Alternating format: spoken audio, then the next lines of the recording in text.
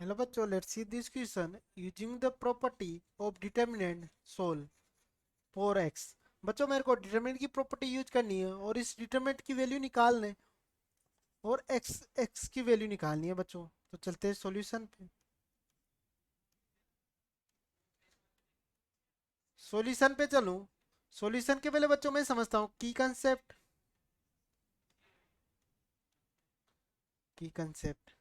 कि अगर किसी डिटर्मिनेंट को मैं किसी डिटरमिनेंट को की दो रो को ऐड करता हूं बच्चों, तो उस डिटरमिनेंट की वैल्यू चेंज नहीं होती। जैसे अगर कोई डिटरमिनेंट है मेरे पास डी, जिसमें एलिमेंट है मेरे को A1 B1 C1 A2 B2 C2 A3 B3 C3।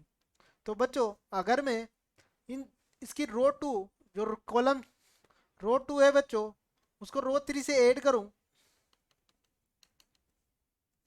Row to को, तो मेरी नई जो डिटरमिनेंट बनेगी इसको मैं डी डैश मान लेता हूँ। वो क्या बनेगी बच्चों? A1 B1 C1।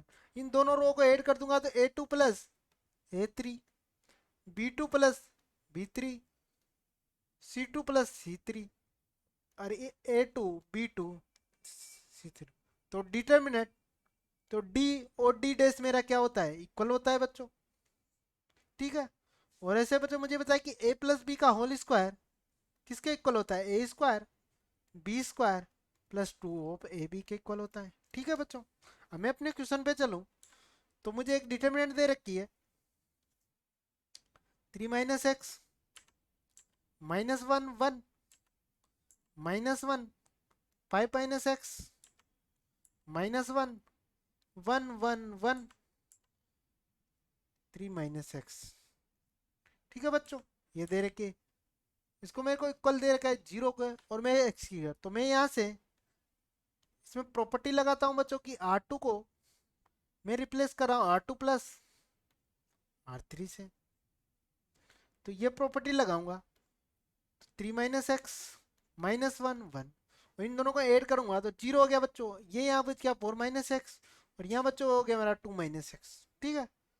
1 - 1 3 - x तो जीरो। ठीक है बच्चों। अब मैं यहाँ क्या इसमें प्रॉपर्टी लगाऊं कि ऐसे में C2 को रिप्लेस करता हूँ बच्चों C2 + C3। ये क्यों कर रहा हूँ? क्योंकि मैं जितने जीरो बनेंगे बच्चों उतनी की मेरे को क्या है, डिटरमिनेंट की वैल्यू निकालने में आसानी होगी। तो यहाँ से 3 - x 0 1, इन दोनों को ऐड करूंगा बच्चों तो ये तो क्या जीरो। इन दोनों को ऐड करूंगा तो ये हो गया 6 - 2x। और बच्चों यहाँ तो -1 और इसको ऐड करूंगा तो 2 - x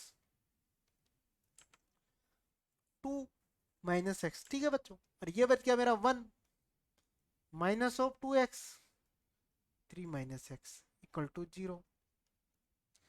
ठीक है बच्चों। अब मैं इसको अगर एक्सपेंड करूं, ये प्लस साइन ये माइनस ये प्लस साइन, तो 3 - x। बच्चों इसको एक्सपेंड करता हूँ, यहाँ से अगर मैं 3 बाहर ले लेता हूँ तो ये बन गया 3 2 बच्चों। यहाँ से 2 बार कॉमन ले लेता हूँ, 3 - x और 3 - x का होल स्क्वायर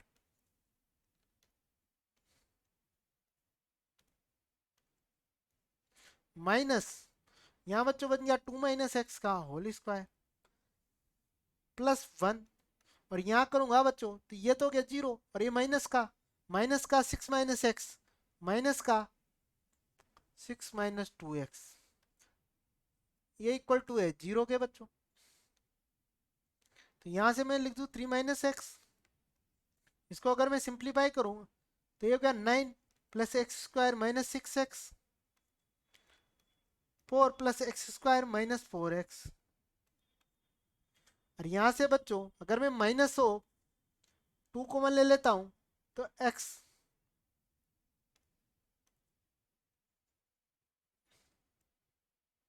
ये बच्चों माइनस को मल्टीप्लाई कर देता हूँ तो ये बन गया 2x माइनस का 3 इक्वल टू जीरो।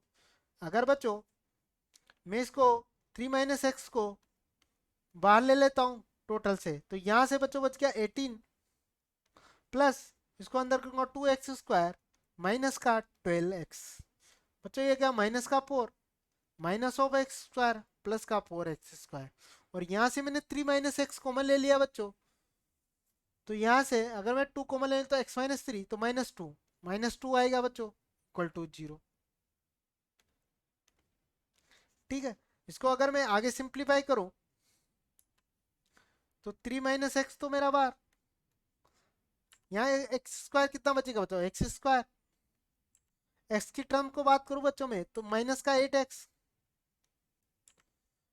8x और बच्चों ये कितना बन गया, माइनस हो माइनस प्लस के 40 और प्लस के तो प्लस के 12 इक्वल टू 0। तो यहाँ से x-3, मैं इसका अगर फैक्टर करूं बच्चों, x-2x प्लस 12 इक्वल टू 0। तो x-3, x-6 और x-2।